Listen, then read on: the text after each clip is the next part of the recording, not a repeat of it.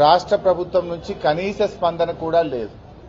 ఇప్పటి వరకు ఒక శాసనసభ్యుడో ఒక మంత్రి గారో వైద్య ఆరోగ్య శాఖ ఒక ఉన్నతాధికారో వచ్చి పరామర్శించిన పాపాన పోయింది లేదు.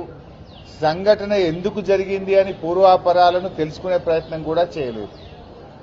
ఇప్పటి వరకు దీని మీద పూర్తి స్థాయి విచారణకు కూడా ఆదేశించలేదు. ఇవాళ ఆ తల్లుల పరిస్థితి ఏంది? చిన్న పిల్లలు, వాళ్ళు పూర్తిగా కోలుకొనకపోతే రేపు ఆ పిల్లల్ని ఎలా చూసుకోవాలి, ఆ సంసారాన్ని ఎలా వెళ్లదీయాలి, ఆ కుటుంబ పరిస్థితులు ఎంత దారుణంగా దెబ్బతింటాయో ఒక్కసారి ఆలోచించాల్సిన అవసరం ఉంది.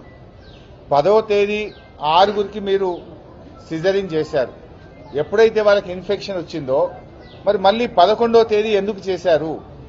ఒకవేళ 10వ తేదీ సిజరింగ్ చేసిన వాళ్ళు రాత్రి నుంచే మోషన్స్, వామిటింగ్స్, చలి జ్వరంతో బాధపడుతున్నప్పుడు అదే థియేటర్లో మళ్ళీ 11వ తేదీ మరో 4గురికి కూడా సిజరింగ్ చేయడం వల్ల ఆ 4గురు కూడా ఎఫెక్ట్ అయినారు.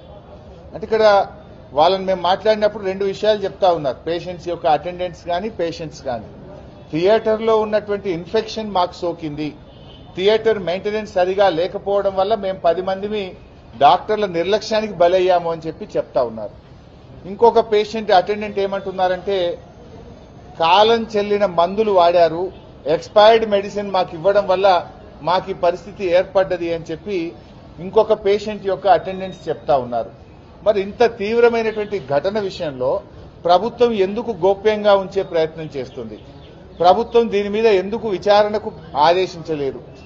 దీనిపైన పూర్తి స్థాయి విచారణ జరపాలని, నిర్లక్ష్యానికి బాధ్యులైనటువంటి వారి మీద వెంటనే కఠిన చర్యలు తీసుకోవాలని చెప్పి కూడా మేము ప్రభుత్వాన్ని ఈ సందర్భంగా డిమాండ్ చేస్తా ఉన్నాం.